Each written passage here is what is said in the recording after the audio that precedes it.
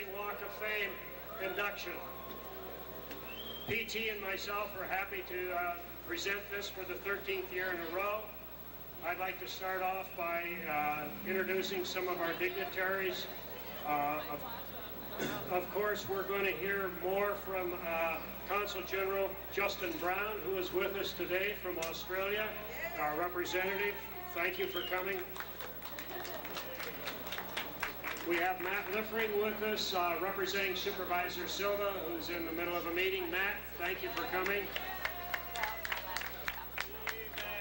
City Treasurer Sherry Friedrich. Yeah, Sherry, thank you. Hi. Mayor Pro Tem Gil Corpora. Councilwoman Jill Hardy. I've not seen Jennifer McGrath yet, our city attorney, but I know she's coming. And of course our Mayor Dave Sullivan is here, and he'll be up here in a moment to say a few words. And we have several former mayors, Bob Mandig, and Don McAllister, myself. Anyway, what I'd like to do now is to ask Mayor Sullivan to come forward, and also if the Consul General would come forward, please.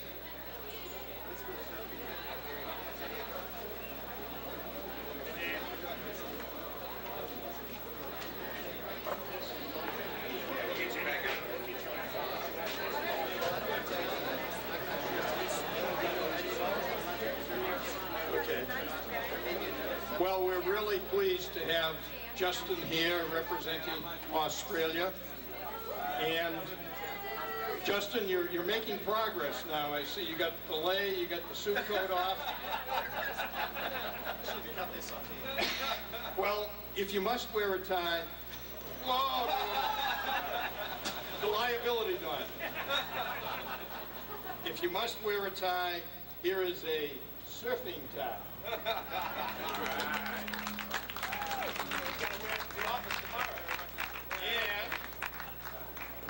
since you're visiting us, I'd like to present to you the key to Huntington Beach.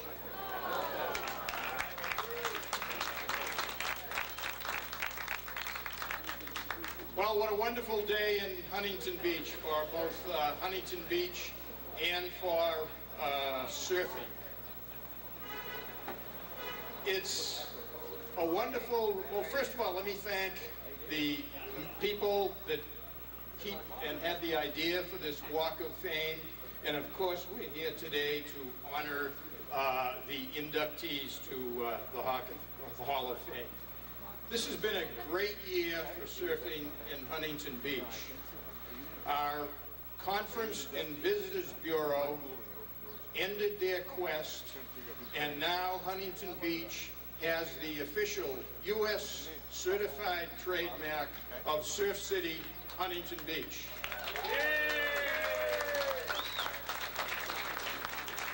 And the City Council also got into the act and proclaimed that the Woody is the official vehicle of Huntington Beach. Now, surfing means a lot of different things to different people, but I think for people who have not visited the California coast, it's almost a mythical thing. It represents the California lifestyle, out on the water, the wind blowing in your hair, that type of thing. And we want to promote that image as a matter of fact. I think three things intersect, and they all help each other out. And those are surfing, the city of Huntington Beach, hi Bob, congratulations, and tourism. And each of those elements, one helps the other two to make things even stronger. And today I have a prediction, and I don't feel like I'm going out on a limb making this prediction. I believe within the next 5 years, Huntington Beach, Surf City, USA, is going to be recognized as the premier destination resort on the entire California coast.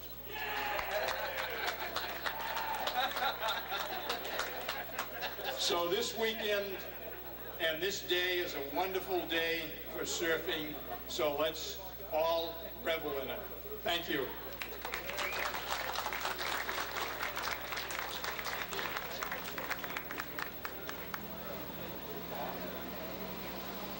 All right, now I'll turn the official things over to PT to thank our sponsors and move into some surfing history for us. Good morning, everybody. If you've been here before, you know my routine. I try to get it done in an hour because I think it's going to get very hot, and so I try to keep things moving. We don't have a moratorium on speakers, as Chuck Lennon proved years ago. All right? The speakers can speak as long as they like. They deserve to tell the world their feelings on this day that I know is very important for them, because to be recognized by your peers and to have had an effect on surf culture, which is what this city, as you heard the mayor say, is all about. They need their moments to tell their stories, and sometimes the stories are great, and we have some characters today. The stories could be legendary. But before I get to any of those kinds of stories, quickly we'd like to thank, of course, this whole Walk of Fame began because of the late Mike Abdelmoudi, who was the owner of Jack's, and we've been doing it now for 13 years, and they're the patron of the Walk of Fame. But we couldn't do it without the help of, you know, Quicksilver and Billabong and Hurley and Oakley and O'Neill and OP, Reef, Volcom, Body Glove, Nixon, Rip Curl and Freestyle. All great supporters, as you'll see by the program today that was handed out. And we just quickly like to give them a round of applause, because this stuff doesn't help them without the corporate support. And every year it's just a great honor for me to get up here to talk about some of these people. And it's kind of really special this year, because I think of the induction class this year, this is the greatest collection of old school that we've ever had. And we wouldn't have surf culture, and we wouldn't have Jack's, and we wouldn't have Huntington Surf and Sport, we wouldn't have the US Open and all these surf champions if it wasn't for these first crew that are going to get up here. And I'm somewhere caught in the middle between them and Lane Beachley over here. So it's a special day, and we're going to get started. Somebody that people don't really often know who they were, but we want to make sure they know who they are, because they've influenced surf culture. Sometimes it's just here in Huntington, and other times it's other places as well. And the person we're going to honor today, I think she served me a sandwich back in the 70s. And I was hoping Pesman, but you know what? Pesman and Mickey Munoz might be somewhere in between. I haven't seen Munoz yet. There's Munoz. You didn't drag Pesman with you? I thought they might come, because actually, George Draper, you out there? I saw you the other morning, because he's part of this story too. A long time ago in the 60s, in Georgia's Surf Center, Steve Pesman started a restaurant called The Good Earth. I think I got that right. If we start talking about that far back, sometimes we get the names wrong. But Jan Gaffney got a job in that place, making sandwiches. And to this day, she's still making them on Main Street, up the street at Jan's Health Bar. I had one yesterday. They're fantastic. If you've never had one, you haven't been to Huntington Beach, okay? So it's a great story in that a young girl, if you read the little story in there, Pesman wouldn't give her the job at first, and then he did, and eventually she bought him out. And here we are 4 decades later, and she's still making these sandwiches. You can go in there on most days, and she's still making these sandwiches, and they're fantastic. And I think a lot of people, a lot of surfers, owe hungry stomachs being satisfied to her. And it's my great honor to bring Jan Gaffney up to the stage.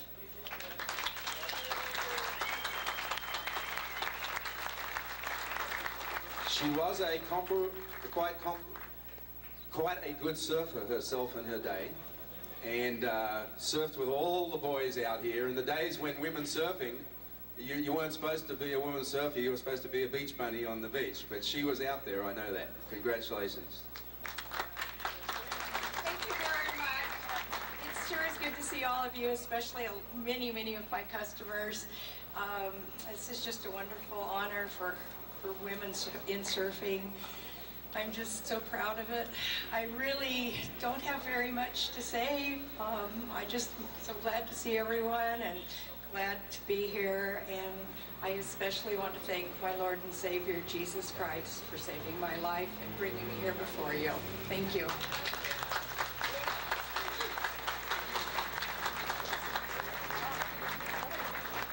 Stay up here. Okay, that moves on to a cast of characters. And the first character, he has a name that makes him one of those characters. His name's the Greek. When I first turned up in Huntington Beach in the 70s, there was a store just around the corner here. I wasn't here when the car went through the front window, which is another story. But he might want to tell that story. But Bob the Greek Boland has been a legend in this town for 5 decades. It started in the 60s, right, Bob? In the 60s. So you got to realize here that Surf City, what we know today, started with guys like Bob the Greek Boland. And he's still on Main Street. He's got a great real estate office up here. Of course, the prices went up, and you have to negotiate with him now.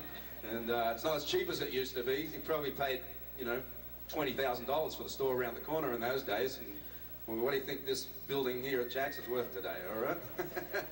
Because that shop used to be in this building. And but Bob the Greek Boland is still, from back in those days of starting out making surfboards as a youngster, you look at that handsome photo of him in the program, to he's still got all the hair, and it's a little bit grayer, and he's still totally involved in the business of surfing. He has a great product, the turbo fin that lots of longboarders, and he's making a shortboard version are using today. And besides dealing with his real estate, he is one of the people in Huntington Beach that's the fabric of our surf city. And with no further ado, I'd like to bring Bob the Greek Boland up as the local hero.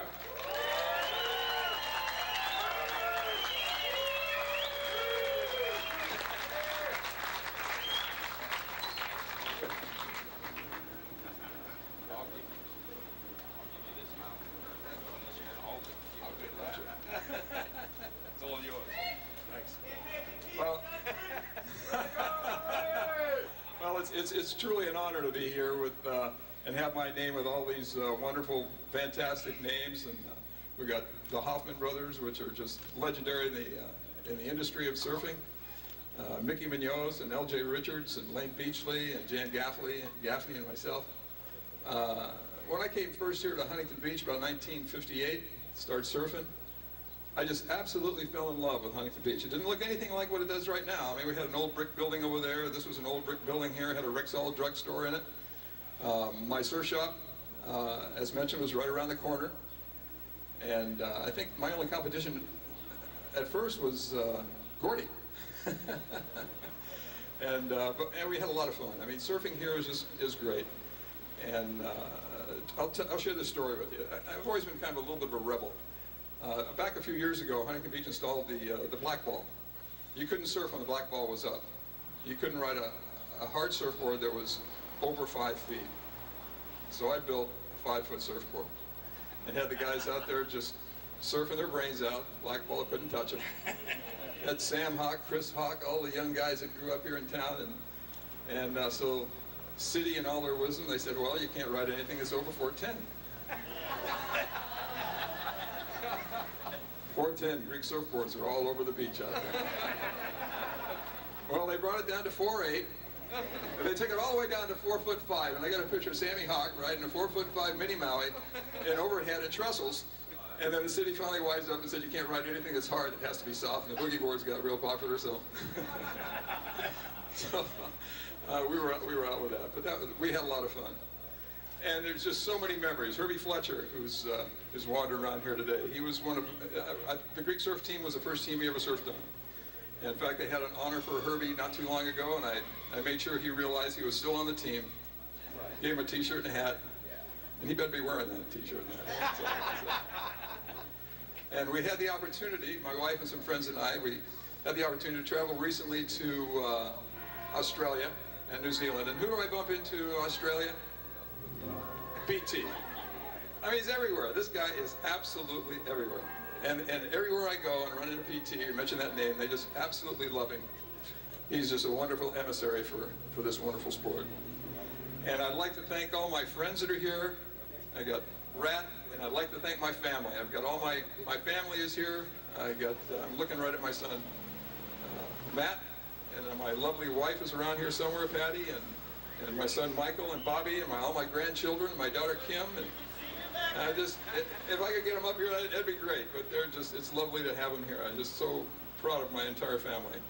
And I'm looking over here, I got John Davis, who surfed for me when he was a kid, and he's still surfing for me today. I have a very limited surf team, and JD is one of the guys that still rips here at the pier. He's, how old are you now, John? 90 what?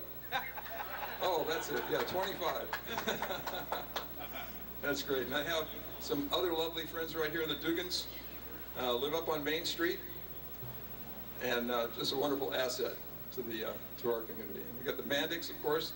See Connie and Bob and all of our mayors and council people, and this town is just great. It's been good to me, and I've enjoyed being a part of it, watch it grow and mature into Surf City, and just having all the fun that went along with it. And again, it's a humbling experience to be up here with all these great names, and I want to thank everybody that voted for me and got me up here. Thank you very much.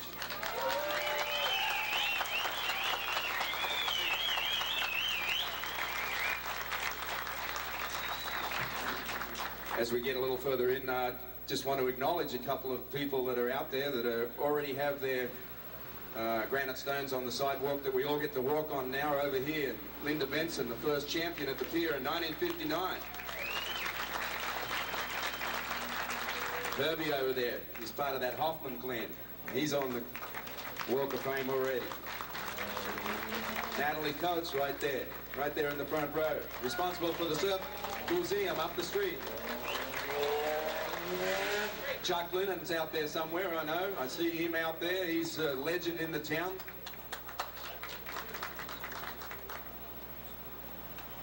And Councilwoman Green is here. She's not on the Walk of Fame, but she's on the City Council. We have to acknowledge her, right? Otherwise, we don't have a Walk of Fame. And there's probably a couple more floating around out there that I haven't seen yet. I keep scanning just to see who's in the background. Chuck Allen's up there in the back, I think. He was a legend in this town for the Huntington High School surf team program. And across the street there, Andy Madone, I see him. He's over there. Those are the guys that are the fabric of the town with the high school surf team program. Okay, let's get back to the inductions. Well, the next one's a character, and is one of the characters. He was one of the most creative guys of the 60s when it came to thinking about having fun and going surfing. Things like the Quasimodo and El Telefono, and Mickey might want to tell us about how he dreamt these things up. But if you get a chance, there's a film showing around called Chasing Dora. And in this film, a long time ago, Mickey Dora had this idea that he was going to have a surf contest where everyone had to ride the same surfboard, no wetsuits were allowed, no leashes were allowed, and the boards had to be made of wood, just like the old days when men were men and the boards were made of wood. And so the three guys they chose, he was one of them, and Wingnut, and I'm forgetting the third one. They had to make these, I think they were 10 foot, right, Mickey? 10 foot, 9.6? 9.6 boards out of wood with this big tail block all exactly the same. And then they had to go to J Bay with no wetsuits. And so they went to J Bay, and the waves was after the WCT event with all the superstars last year, and here they were on the beach, and they had to go out. Mickey had one of these classic wool jumpers set up, so he figured that, gee, I'm not going to do no wetsuit. And lo and behold, Mickey Munoz, how many years? I think it was his first time ever been to J Bay, right, Mickey? A place that's so suited for Mickey Munoz, and he showed the young guys how to do it. He, on that wood board, got the wave of the day. And you have to go see this film. You want to stand up and cheer for the old guy. You know, you want to stand up and go, hey, the old guy got wingnut. And there's nothing more good to say than you got wingnut, right? And Mickey did that. So it's my great honor to bring Mickey Munoz up here as our surf pioneer, still doing it. Hey, well, obviously I'm very honored, and to be here and the, well, PT brought up the J Bay thing. That was a real honor to be able to surf there, and I just totally lucked out and caught a few good waves, and you know, Wingnut can shut me down anytime, so I was just not lucky. that day. Not that day. Well, he was so freaking cold that he could barely paddle. In fact, I got out like 45 minutes before he did. And it's a tough go out there, so anyway, I was just very lucky, and hey, hi Tom. Anyway, thank you very much. I really appreciate it, and Huntington Beach has always been a fun place for me to be, and if it wasn't for the traffic, I'd be here a lot more often. And a place to park, too. We need another three-rider right into Huntington. Exactly. Anyway, thank you very much. Thanks, PT.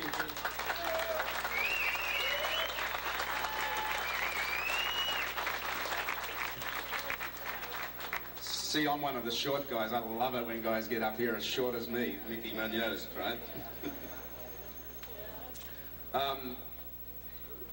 The next two, these are characters. Walter's shaking his head already. No, I won't be that bad, Walter. But for somebody like me, and for people like I see Bob McKnight standing over there, we wouldn't have the surf culture we have today if it wasn't for Philip or Flippy and Walter Hoffman. We owe a lot to them.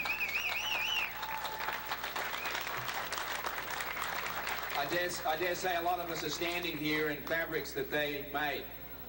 And but before all of that happened, their family was in this business and they took over the business, and today Hoffman Fabrics is, you know, the purveyor of a lot of the fabrics we have in our trunks and our Hawaiian shirts. But before that, they were pioneers of surfing.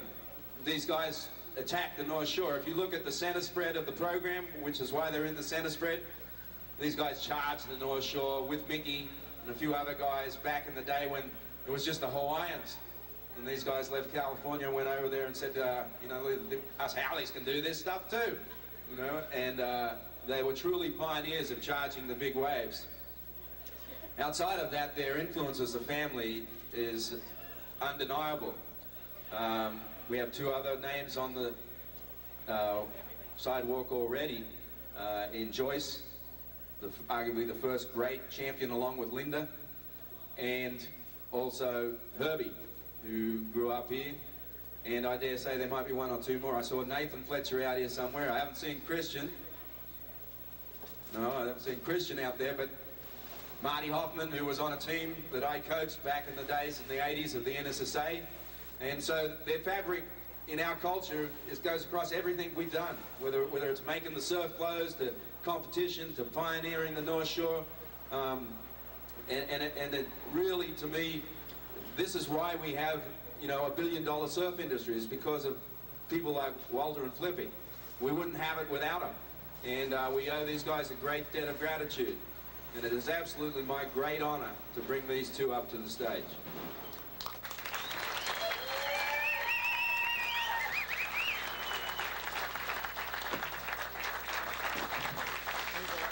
Walter, it's a long time coming, mate. I didn't realize I'd have to talk, but here I am going back. I started surfing in 1946, and I surfed Huntington Beach in 1947. I never made it through the pier. And there were very few guys surfing then, mostly body surfing then. But I want to thank the Surfing Hall of Fame, here, Walk of Fame, for inviting my brother and I and voting for us, and I appreciate it. And the main thing I want to say, surfing has done an awful lot for our family. You know them all, or you heard them all, and it's done a lot, and it's made us where we are today. And my wife, who's put up with all of this all these years, and has been to every surfing contest, and my daughter Joyce was in it. I got to give her credit for that. And she used to surf before I married her, then she quit. Then I married her. Anyway, my brother's turn. He's not going to say much, but get ready. Thank you.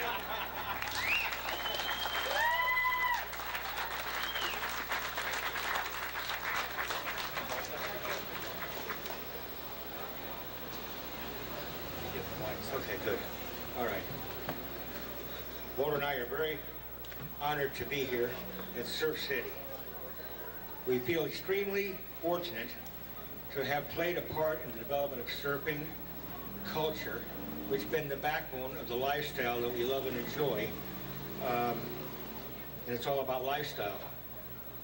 Anyway, I'm very honored and thank you very much. We really appreciate it.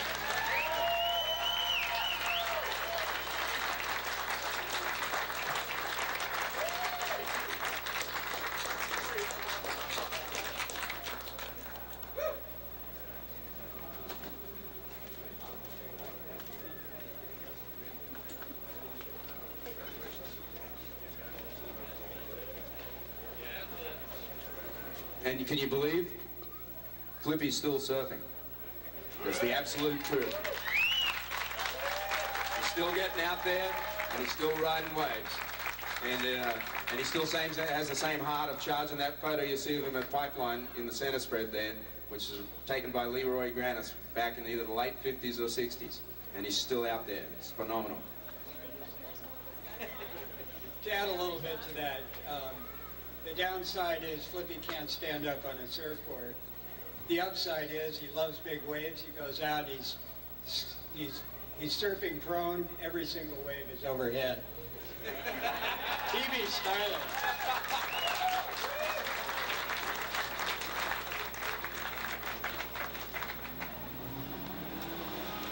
The next guy too is just great. This whole crew is just so phenomenal from a point of view of surfing history and culture, and today's surfing champion, because this guy had an impact on me when I was just a little grom living in Coolum. I just started surfing on one of what we call cool light boards.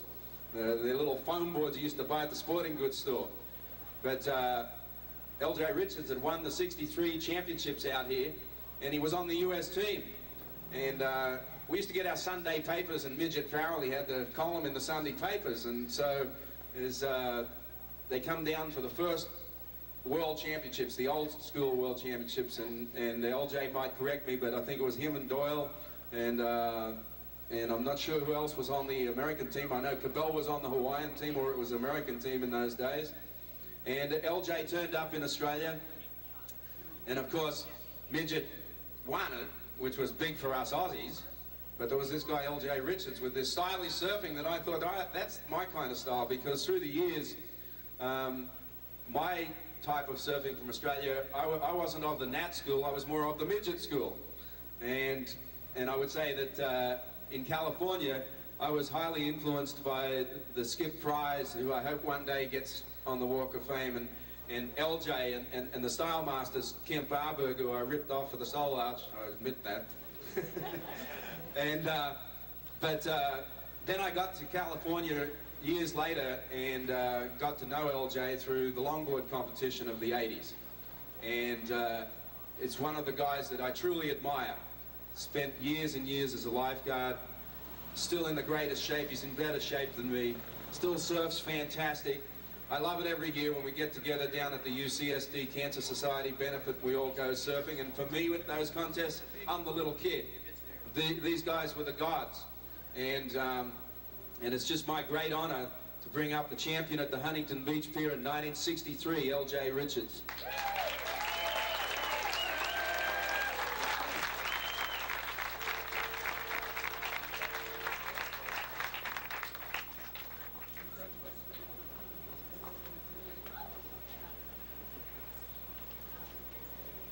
Well, like it's been said before, that it is a great honor just to be here and to be nominated and selected for this great award.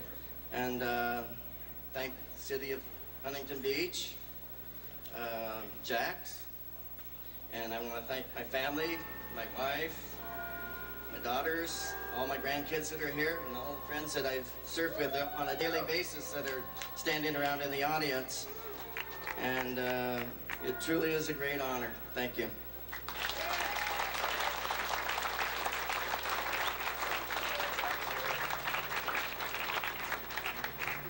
which just shows you where we've come in surfing, is that we can create a walk of fame and we can have officials of government turn up to make presentations. It just shows you that we've come a long way since the first surf championship here in 1959. But just a couple of words I'd like to say about Lane before Consul Justin Brown brings her up, is that I remember her as a young girl. She didn't have the big time resume as an amateur.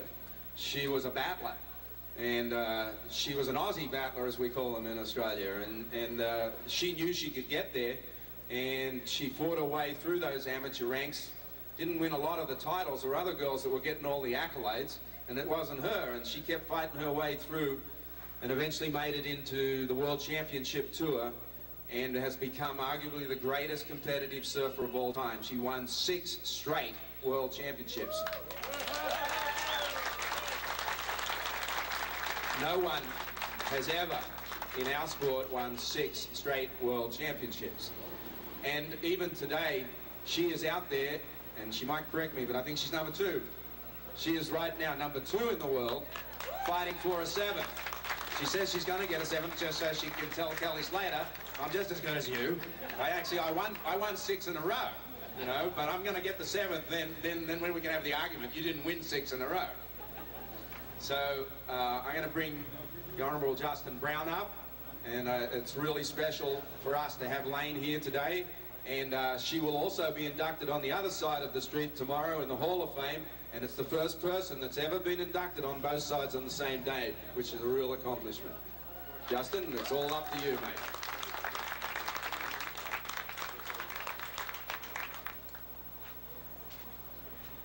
G'day, everybody. You're getting a fair bit of Australian accents this morning, so I'll ask you to spot the difference between myself and Pete. Who's got the most legitimate Aussie accent? Mine's worn off a bit. Hey, it's a great honour to be here, and I'm very proud to introduce Lane, who really is someone that everybody in Australia knows. She's treated like a rock star in our country, and as Pete's just said, there's plenty of good reasons for that. She's won 6 World Championships in a row, but I think Lane's story is actually one that is worth saying a few words about. I mean, Pete mentioned the word Aussie battler. I guess maybe a bit of interpretation's needed. In Australia, an Aussie battler is someone who's sort of done things a bit tough early in their life, but then through sheer determination, confidence, they've actually achieved what they set out to do. Well, I think Lane sort of epitomises that. She has overcome a lot of obstacles in her life to get where she is today, and what we Aussies really admire about her is her confidence, her sort of never say die. She's had to overcome some difficulties with chronic fatigue syndrome, and that's never an easy thing to overcome. One of the things I do want to say about Lane is she's also putting something back into Australian society. She's started a foundation called Aim for the Stars, which is putting some assistance in the direction of young girls who want to achieve their ambitions. I think it's a fantastic thing, and there's really a great culture of that in America. In Australia, it's not quite so entrenched. So again, it's a fantastic example of the kind of far-sightedness that Lane's got. I guess the only other thing I want to say is Australia and the US, you know, we've got a lot in common. We've fought in a lot of wars together. We talk a lot about wars. We're the only country that's actually fought with you guys in just about every war since a century or so ago. But there's something else, I think, which is a bit more visceral in a way, and it's something that's in the beach culture. It's something which really unites our two countries. They're clustered around the coastline. Most of us live near the beach. Every Australian at some stage in their life dreams of becoming a surf champion, or at least getting down to the beach and spending their days dodging waves. Lane actually lived that life and is still living it. The rest of us just have a great feeling about it. So to come to Huntington Beach and to see this kind of culture, it's very familiar, and it's the sort of thing which I think underpins a lot of what makes our two countries sort of so close. So I'm really thrilled and honoured to be here to represent the Australian government and to introduce Lane. who I think is really a fantastic ambassador for the sport and for our country. So without further ado, Lane, over to you.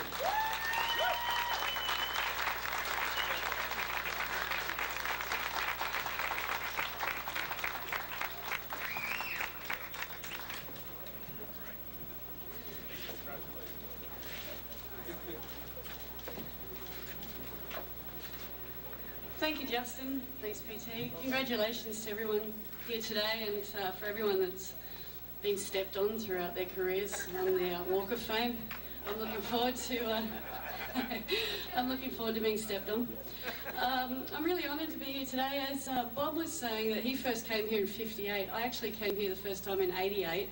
So I am in between all of you. But and the first time I came here, I actually went to George's surf shop and had a sandwich at Jan's bar. And I just had finished high school, and my dad and his girlfriend came over here to go to a friend's wedding, and they dumped me at a friend's house way inland, and I told them that I really wanted to go surfing, so they brought me to George's surf store to hire a surfboard. And the guy took me down here and surfed down at Huntington. So I have a real love affair for Huntington Beach. It feels like a home away from home for me. The people and the culture are very welcoming, very friendly, and as Justin said, you know, we have a lot in common with our cultures.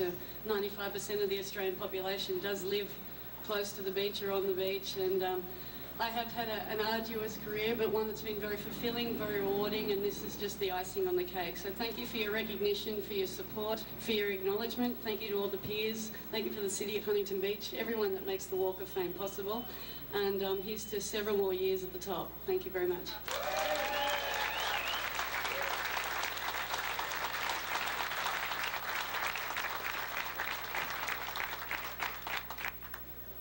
So this is our 13th induction. I would also like to acknowledge Kelly Slater having won 7 World Championships. This great painting done by an artist right here with the blue shirt, Howard Kirk, who does our our work every year for us. We thought it was appropriate to acknowledge Kelly this year as the greatest champion, winning World Championships, winning 7, which Lane is going to try and change so she can get equal with him. And she's right close to it. She's second so far this year. Everybody up here will be available to interviews for the press, photos by their stones, autographs, whatever you want. I think the program is pretty cool. If you can get everybody's autograph in the program, it's kind of a great thing to save. And for those who are here from the corporate, and if you want to buy tickets, we do have a luncheon across the street at noon. We actually are going to have this painting as an auction item. It's the only thing we're going to auction. We might even be lucky at some point. We could lean on Bob McKnight or Cloney over there to get him signed for somebody someday. But we want to thank you on behalf of the Board of Directors. I don't know if Don wants to come back and say anything, but the Board of Directors of Surfing Walk of Fame, which are all the guys you can see here in the white shirts that put in the hours every year, along with the sponsors to put this thing together. And again, it's been a wonderful day. This is just a great collection in our 13th year, Don. You might want to close it with that said. Thank you. Drink as a special gift. Yeah. I wanted to give all these inductees a Greek T-shirt. It kind of goes along with, I've never. Yeah. They got to have that memory. You know, they may never ever get an opportunity to get one again. You never know. But I ask this question a lot, and I think there's a few of my friends who might know the answer to this. Do you know what the #1 rule in surfing is? Don't put them off. Can't make the peak without a Greek. That's it, Don. It's yours. Does that mean they're all on your surfing team now that you give them a T-shirt? Free surfboards for everybody. What I'd like to do is just take a moment and introduce the Board of Directors. Ron is off on the other side of the world. Ron Abafada, this year of Jack's getting a daughter married. Bob Owen, Peter Town, of course. Mike Adams, wave your hands as I give you your name. Eric Charlone. Eric had to leave for a meeting. John Van Offlen, myself, Don McAllister, Sharon Marshall out here with the camera in hand, Chuck Lennon, Chuck who's on the Stones, Gary Sahagan, the chairman of the Surfing Museum, and Layla, Brazil Babe, wherever you are right there, who is up here promoting, obviously, our books, our t-shirts, and our lunch across the street. Please be sure to take some time this afternoon to walk up to Olive, 411 Olive, and look at the Surfing Museum. We have a very nice display up there on the history.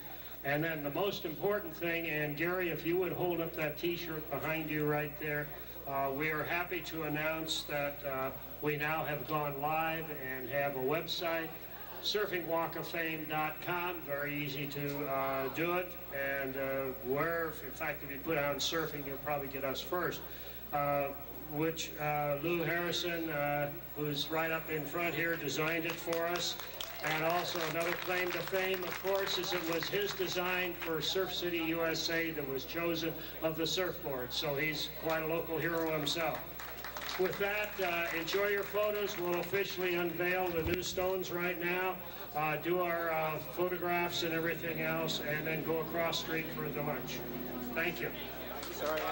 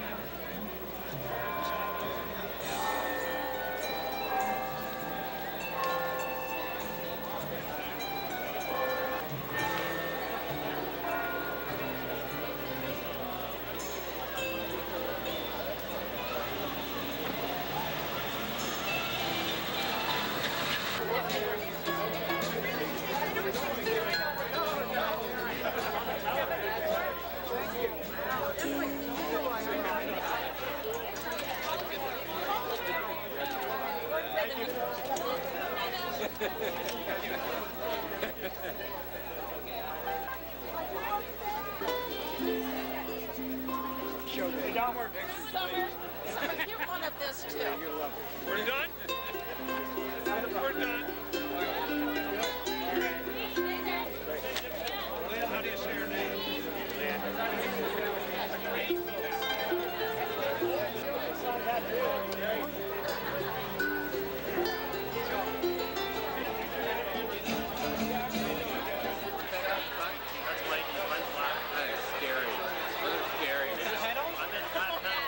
Those are the ones you skip on the turns. You turn and the pedal goes down. Boom! You have to have the pedal down on one of those kids. Yeah, you have to have the pedal.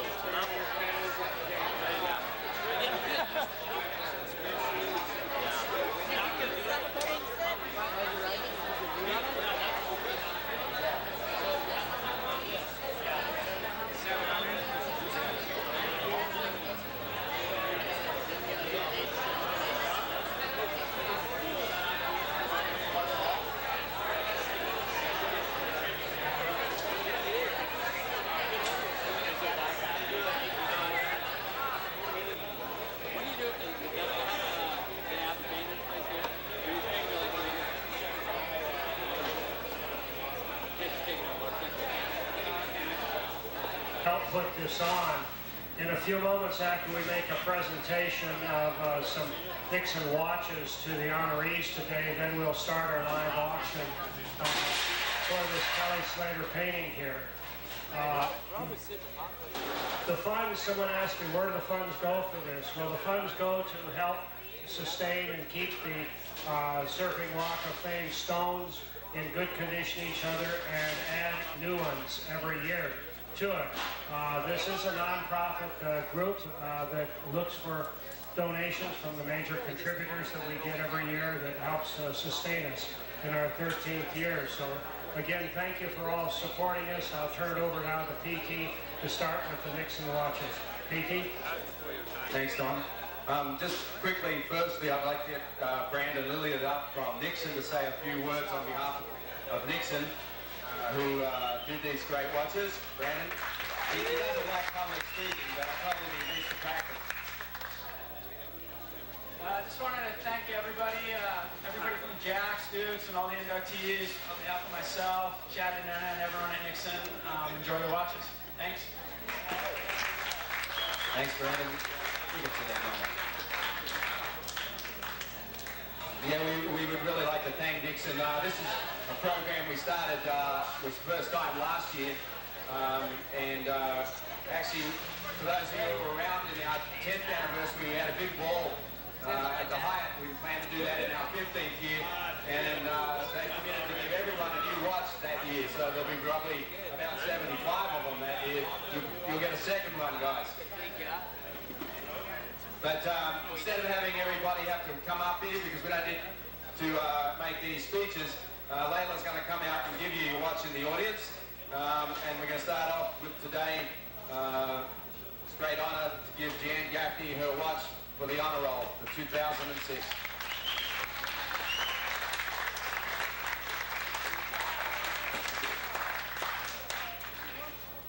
And keeping in tradition of the ladies first, Lane Beachley. She's young, she can come up.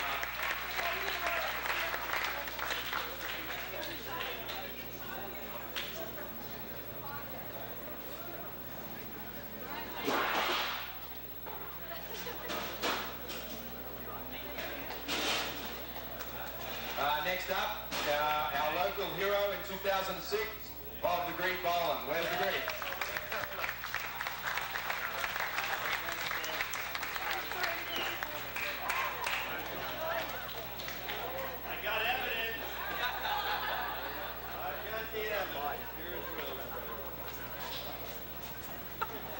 Next up, for Surf Pioneer, Mickey Munoz.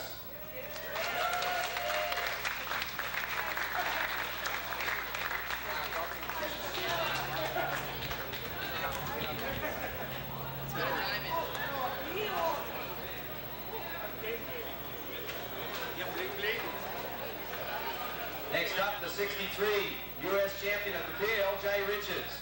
Our surfing champion for 2006.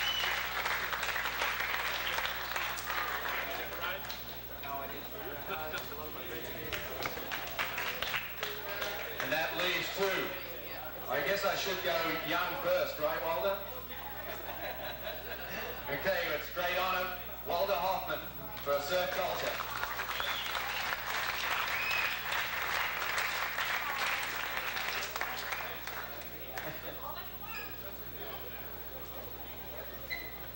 And last but not least, it says Philip Hoffman.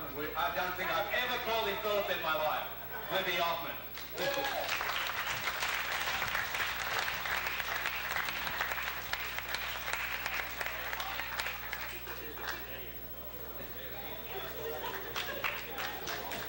With all that said, we want to get rid of this thing today. Every year Howard Kirk donates this to the Surfing Walk of Fame. Last year, if you remember, we had a painting of Duke Kahanamoku, and he did this one this year. We did this because of Slater already being inducted into our Walk of Fame, but last year achieving something that no one has ever achieved, 7 times world champion. We thought it was a good idea to dedicate the front of the program to him, along with our inductees. This probably has a retail value somewhere in the range of, we know last year the Chiclet went for, I think, $2,400, and the original sold for $3,000. So last year the Chiclet was actually nearly at the same value as the original. These things are, last year, I think if I remember, I know it was Fernando that actually bought the original one, the Duke one, the first year. But I think we'd start out today like, we'll start low at $250 and see where we go. Has anyone got $250 for this? Andy Verdone over there. Coach Verdone from Huntington Beach High School. Can I get $500? It has a retail value, I know, if we put it in the gallery at $500 or more. Anybody? Don McAllister's going $500. God, if we can find Kelly Slater, we might even get him to sign it, right? Let's see, $500. Can we get $750? In the back over there. Is that Mickey Rat? Geez, I can't see that far anymore. $750 in the back over there. Can I get $1,000? $1,000 for this chiclet of an original. It's actually the first one that's actually been offered. This painting was only done. $1,000 to Coach Verdone. Can I get $1,250? Anybody out there? $1,250.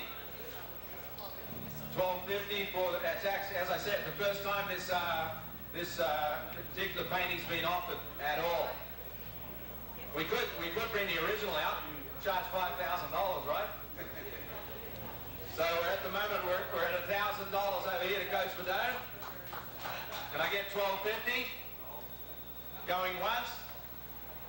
Going twice? Coach Verdone, you have a painting of Slater in the living room. With all of that said and done, we want to thank everybody. We look forward to seeing everyone next year at the 14th induction, and it's been a great day. Thank you.